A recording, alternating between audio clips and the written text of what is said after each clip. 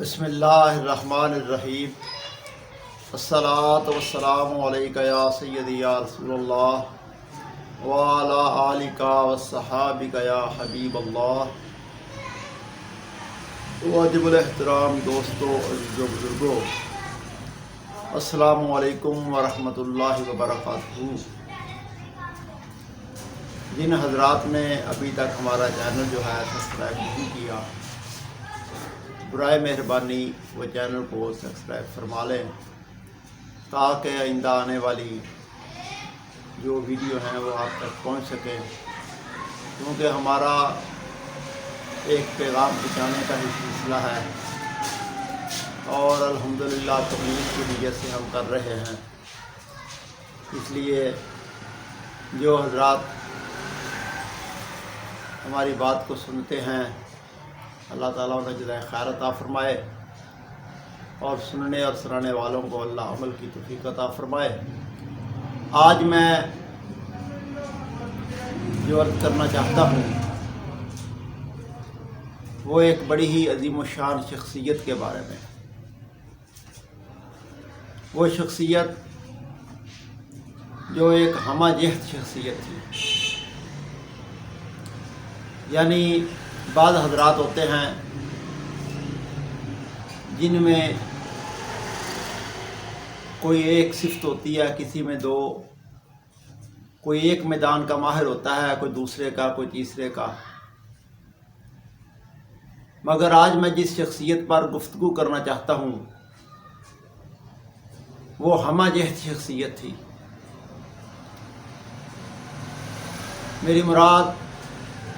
قائد ملت اسلامیہ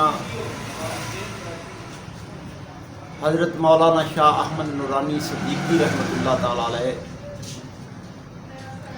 آپ قرآن مجید فرقان حمید کے حافظ، اور حافظ بھی وہ جو ہر سال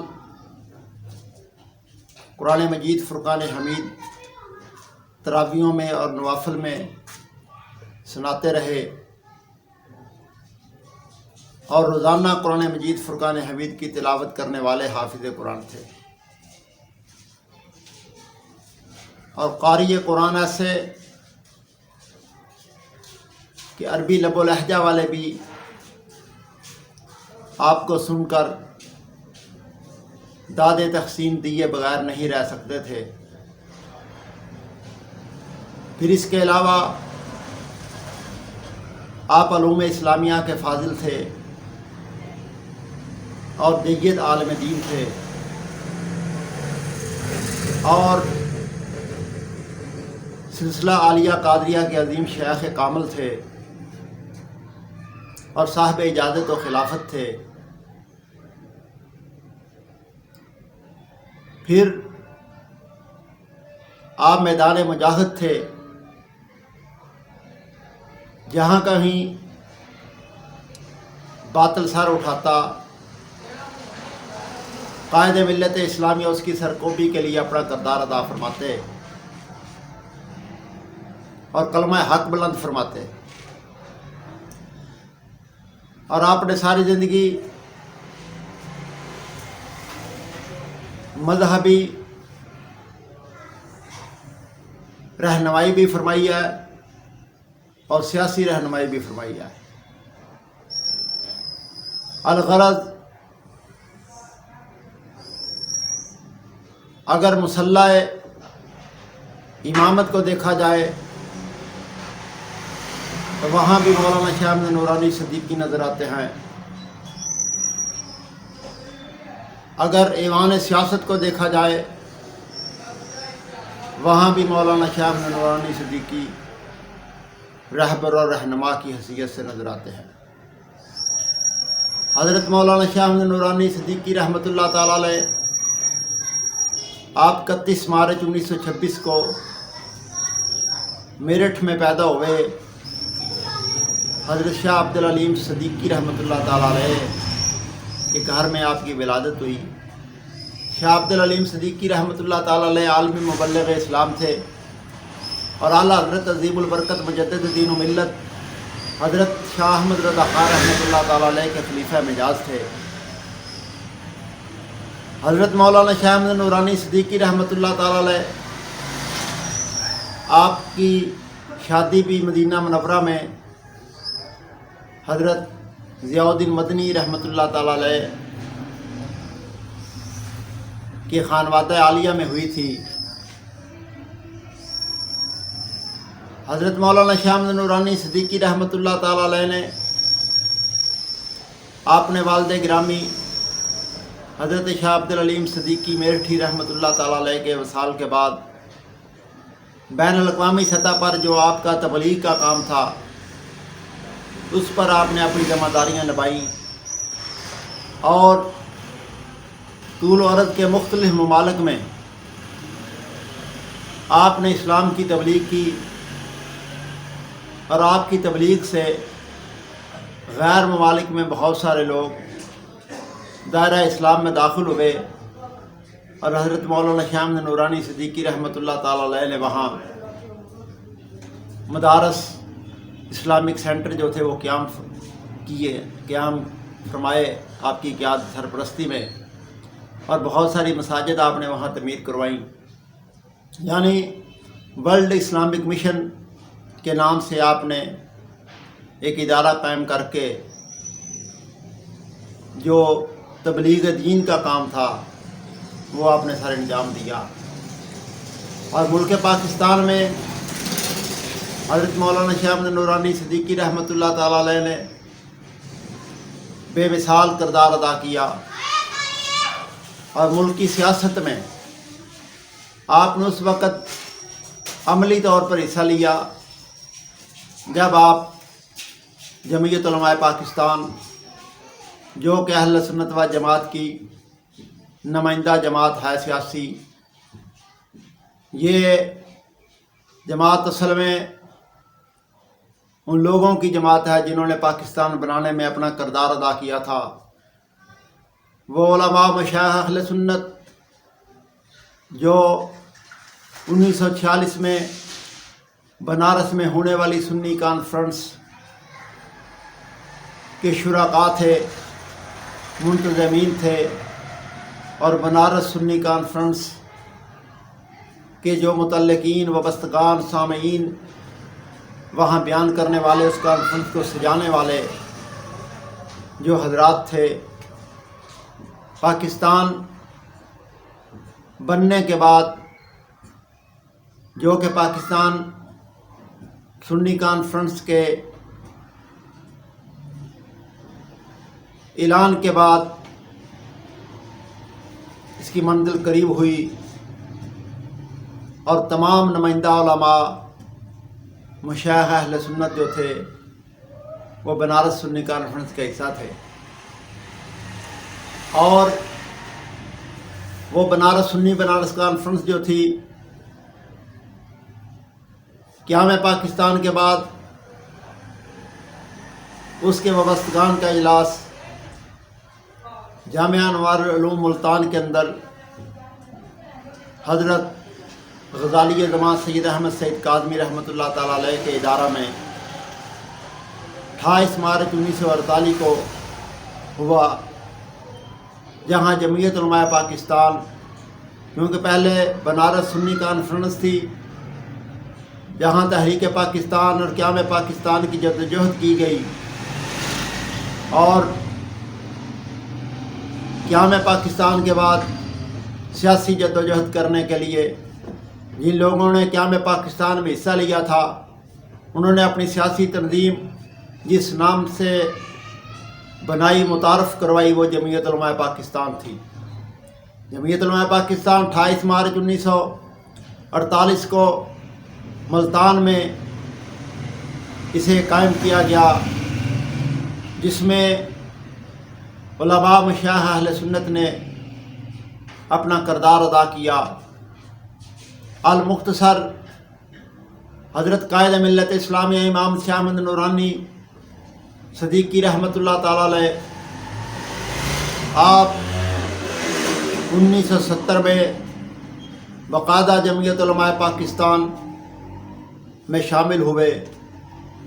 اور حضرت مولانا شاہ احمد نورانی صدیقی رحمۃ اللہ تعالیٰ علیہ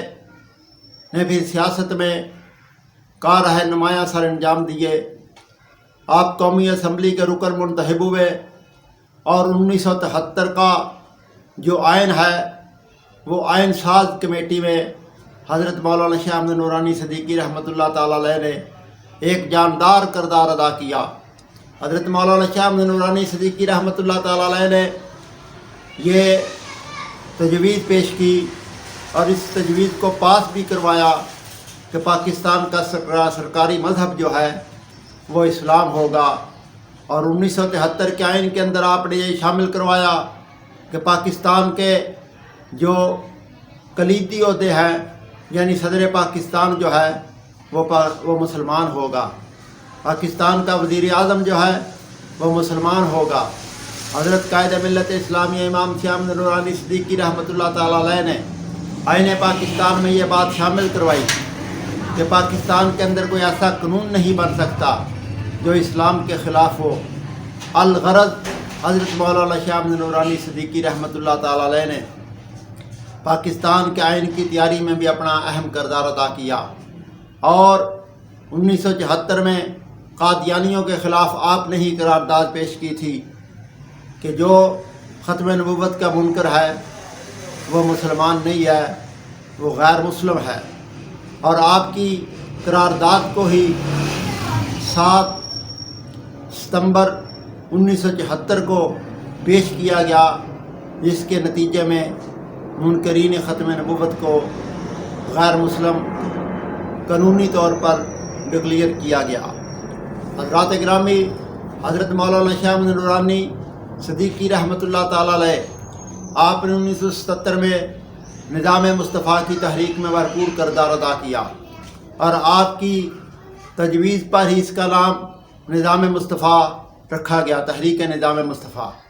حضرت مولانا شاہ احمد نورانی صدیقی رحمۃ اللہ تعالیٰ علیہ نے ہر موقع پر عوام کی رہنمائی فرمائی، اور آپ کی سیاست میانہ روی، اعتدال، دور اندیشی، صبر و تحمل اور نظم و ضبط کے ساتھ آپ نے سیاست فرمائی، اور اللہ رب العزت نے آپ کو یہ ملکہ عطا فرمایا تھا کہ دوسرے لوگوں کو ساتھ لے کر چلنے کا آپ فن جانتے تھے۔ ہمارے ملک میں وہ دور بھی آیا جب شیعہ سنی کے فسادات جو تھے وہ زوروں پر تھے، اور ایک طرف امام بارگاہ پر حملہ ہو رہا تھا، دوسری طرف مسجد پر حملہ ہو رہا تھا، اور اس زمانے میں جب اس قدر قتل و غارت تھی تو مولانا شاہ احمد نورانی صدیقی رحمۃ اللہ تعالیٰ علیہ نے تمام مکاتب فکر کے علماء کو ایک جگہ پر جمع کیا، انہیں اتحاد کی تلقین کی، ان میں صبر اور بردباری اور تحمل کا مظاہرہ کرنے کا آپ نے درس دیا، جس کے نتیجہ میں الحمدللہ ملی یکجہتی کونسل قائم کی گئی۔ ملی یکجہتی کونسل میں تمام مکاتب فکر کے علماء موجود تھے۔ پھر اللہ کے فضل و کرم سے ملک پاکستان میں امن ہوا، یہ فرقہ واریت کی لڑائی ختم ہوئی، اور ہر طرف تمام مکاتب فکر کے علماء ایک دوسرے کے ساتھ مل کر مختلف فرم پر بیٹھنے لگے، جس کے نتیجے میں سب حضرت کا مولانا شاہ احمد نورانی صدیقی رحمۃ اللہ تعالیٰ علیہ کو اپنا قائد اور اپنا امام تسلیم کرتے تھے۔ مولانا ساجد میر صاحب ہوں یا حضرت قاضی حسین احمد مدنی صاحب ہوں، اپنے مولانا قاضی حسین احمد صاحب ہوں، یا جناب ساجد نقوی صاحب ہوں، یا حافظ حسین احمد صاحب ہوں، یہ سارے کے سارے ہمارے قائد ملت اسلامیہ مولانا شاہ احمد نورانی صدیقی کو قائد ملت اسلامیہ کہہ کر پکارتے تھے۔ ایک موقع ایسا بھی آیا جب لوگوں نے کہا اپنے مزاج کے مطابق قائد اہل سنت جیسا کہ ہم کہتے ہیں، لیکن اس موقع پر جناب محترم ساجد نقوی صاحب بھی تشریف فرما تھے۔ انہوں نے کہا مولانا شاہ احمد نورانی صدیقی رحمۃ اللہ تعالیٰ علیہ کی ذات کو مقید نہ کرو، یہ صرف قائد اہل سنت نہیں ہے،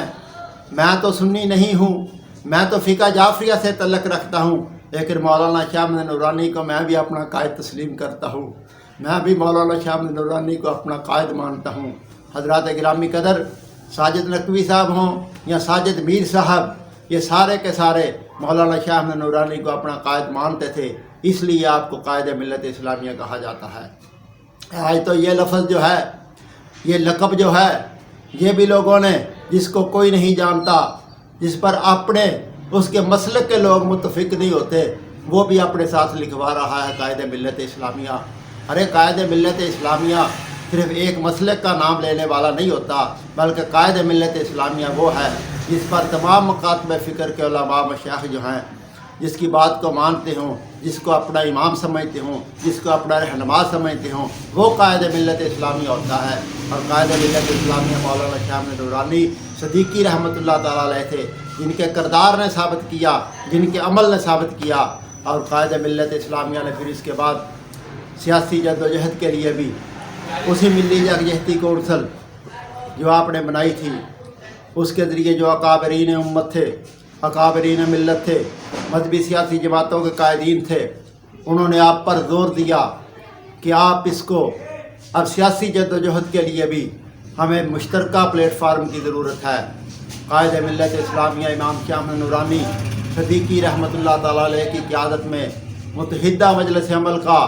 क़याम अमल में आया और आप उसके पहले सरबराह बने। अल मुख्तसर हज़रत मौलाना शाह अहमद नूरानी सदीकी रहमतुल्लाह ताला अलैह ने 33 साल अपनी सियासी नूरानी जद्दोजहद की, जिसके नतीजे में आपने अपनी कौम को बेदार किया। आज महसूस कर रहे हैं कि कायद मिल्लत इस्लामिया इमाम शाह अहमद नूरानी सदीकी रहमतुल्लाह ताला अलैह ने जो किरदार अदा किया, उसकी मिसाल मिलना मुश्किल है, उसकी नज़ीर मिलना मुश्किल है। और आज मैं समझता हूँ इस दौर में हमें ज़रूरत है, बिलखसूस इस वक्त जो अहले सुन्नत व जमात है, उन्हें नूरानी फ़िक्र की ज़रूरत है। जितने लोग भी काम कर रहे हैं, ख्वाह वो हाफ़िज़ साद साहब की क़यादत में हों, ख्वाह वो अशरफ आसिफ जलाली साहब की क़यादत में हों, या अवैस नूरानी साहब की क़यादत में हों, या अबुल खैर ज़ुबैर साहब की क़यादत में हों, या कारी मोहम्मद ज़वार बहादुर साहब की क़यादत में हों, मैं ये समझता हूँ कि सब जुज़ वक्ती अपना अपना काम कर रहे हैं, लेकिन ज़रूरत इस अमर की है। इस मौके पर हमारे अकाबरीन को गौर करना होगा कि हमें यकजहती का मुज़ाहरा करना होगा, अहले सुन्नत व जमात को इत्तेफाक और इत्तेहाद का मुज़ाहरा करना होगा। और जिस तरह मौलाना शाह अहमद नूरानी सदीकी रहमतुल्लाह ताला अलैह ने सियासी जद्दोजहद में हर मौके पर इसार का मुज़ाहरा किया और उम्मत के वसी तर मफाद के लिए आप इसार का मुज़ाहरा करते रहे, हमारे मौजूदा कायदीन को भी इसार का मुज़ाहरा करके एक दूसरे को अपने करीब करना होगा। इसलिए इस वक्त मैं ये अर्ज़ करूँगा बड़े अदब के साथ, जितने भी हमारे अकाबरीन हैं, हज़रत मौलाना डॉक्टर मोहम्मद अशरफ आसिफ जलाली साहब हो, हज़रत मौलाना हाफ़िज़ साद हुसैन रज़वी साहब हो, मौलाना अबुल खैर ज़ुबैर साहब हों, और साहबजादा अवैस नूरानी साहब, जितने भी हमारे ये बुज़ुर्ग हैं, इनकी खिदमत में गुजारिश है कि आप लोग एक जगह पर इकट्ठे हो जाएं और नूरानी सियासत मौलाना शाह अहमद नूरानी सदीकी रहमतुल्लाह ताला अलैह की दी हुई फ़िक्र जो है, उसके मुताबिक अपने आप को चलाएं। आप बहुत बड़े बड़े आलिम होंगे, आपके पास इफरादी कुव्वत भी बहुत ज़्यादा होगी, आपको बोलने का ढंग भी बहुत आता होगा, आप बहुत बड़े ख़तीब भी होंगे और बहुत आपके जज्बात भी होंगे। हम आपकी इन तमाम खूबियों को सैल्यूट करते हैं, सलाम करते हैं, लेकिन मेरे बुज़ुर्गों याद रखें, हर काम जो होता है उसके लिए जिन लोगों ने अमली कोशिश की होती है, उनकी रहनुमाई की ज़रूरत होती है। इस काम के लिए मैं ज़रूर आपकी खिदमत में दयानतदारी से अर्ज़ करना चाहता हूँ। आप बहुत बड़े हैं, आप बहुत बड़े हैं, आप बहुत बड़े हैं, लेकिन याद रखें, सियासी जद्दोजहद मौलाना शाह अहमद नूरानी सदीकी रहमतुल्लाह ताला अलैह ने जो की है, जो सियासी जद्दोजहद का तरीक़ा, जो उनकी तरबियत मौलाना कारी मोहम्मद ज़वार बहादुर दामद बरकातुहुल आलिया ने हासिल की है, वो आप में से किसी ने हासिल नहीं की है। ये बिल्कुल सीधी सी बात है। इसलिए आपकी खिदमत में गुजारिश है افرادی قوت آپ کی بہت زیادہ ہے، علم اور عمل آپ کا بہت زیادہ ہے، لیکن برائے کرم سیاسی جدوجہد کے لیے مولانا قاری دوار بہادر صاحب سے رابطہ کریں اور ان کی مشاورت سے، ان کی رہنمائی میں اہل سنت کے اتحاد کی راہ کو ہموار کریں، اور جو انہوں نے مولانا نورانی رحمۃ اللہ تعالی علیہ کی صحبت سے حاصل کیا ہے اس سے آپ فیض یاب ہوں مولانا قاری دوار بہادر کی شکل میں۔ یہ میں بالکل آپ کو دیانتداری سے کہہ رہا ہوں، آپ بہت بڑے ہیں، آپ کی عظمت پر ہمیں کوئی شک نہیں ہے، لیکن بھائی جس کام کا جو ماہر ہوتا ہے اس سے رابطہ کرنا چاہیے، اس سے پوچھنا چاہیے۔ اس سیاسی جدوجہد کے جو مسافر ہیں وہ اس زمانے میں نورانی فکر کے جو بالکل فکر کے جو وارث ہیں، جو نورانی فکر کے مطابق اپنے آپ کو چلنے والے اور سمجھنے والے ہیں، وہ قاری دوار بہادر ہیں۔ اس لیے اپنے سیاسی معاملات میں ان سے رہنمائی لیں اور کوشش کریں کہ اہل سنت میں بیداری پیدا ہو، آپ میں اتفاق اور اتحاد کا مظاہرہ کریں اور نورانی فکر کے مطابق اعتدال کے ساتھ، اظہار کے ساتھ، قربانی کے ساتھ اپنی سیاست کو چلائیں۔ انشاءاللہ تعالی پھر یاد رکھیں کامیابی آپ کا مقدر ہوگی۔ آپ اکثریت میں ہیں، لیکن اکثریت میں ہو کر آپ ٹکڑوں میں بٹے ہوئے ہیں، اس لیے آپ ناکامی کا منہ دیکھ رہے ہیں۔ آج اپنی راہ پر واپس آ جائیں، فکر نورانی کو اپنا لیں۔ جمعیت علماء پاکستان آپ کی اپنی جماعت ہے، اس کو منظم کریں، انشاءاللہ کامیابی آپ کا مقدر ہوگی۔ اللہ تعالی ہمیں نظام مصطفیٰ صلی اللہ علیہ وسلم کے لیے جدوجہد کرنے کی توفیق عطا فرمائے، اور اپنے اکابرین نے ہمیں جو جماعت جمعیت علماء پاکستان دی ہے اس کے ساتھ وابستگی اور اس کو زندہ و تبندہ رکھنے کے اللہ توفیق عطا فرمائے۔ آمین ثم آمین۔